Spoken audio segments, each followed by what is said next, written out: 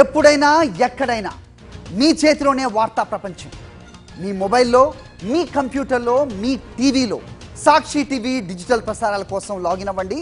www.youtube.com/sakshi-tv. Subscribe సాక్షి TV YouTube channel.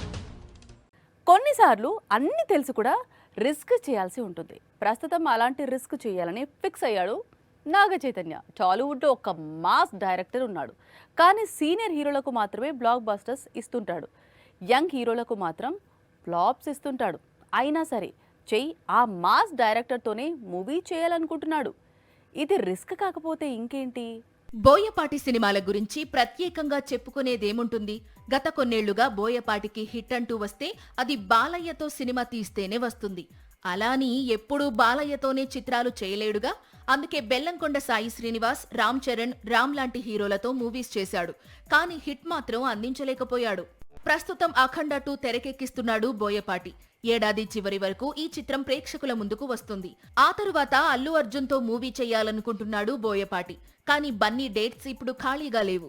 బన్నీతో movie ఇంకా confirm కాకపోవడంతో నాగ చైతన్యతో ఒక మూవీ ప్లాన్ చేస్తున్నాడట బోయపాటి శ్రీనివాస్. ఈ చిత్రాన్ని గీతా ఆర్ట్స్ నిర్మించబోతోందని సమాచారం. గతంలో సేమ్ బ్యానర్ లోనే తండేల్తో 100 కోట్ల వసూళ్లను చూశాడు చెయ్.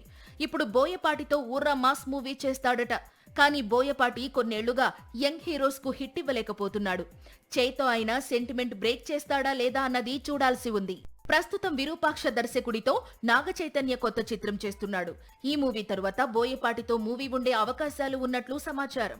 మరోవైపు మజిలీ డైరెక్టర్ శివ నిర్వాణ కూడా నాగ చైతన్య డేట్స్ కోసం ట్రై చేస్తున్నాడు. మరికొద్ది రోజుల్లో నాగ చైతన్య కొత్త చిత్రంపై క్లారిటీ రానుంది.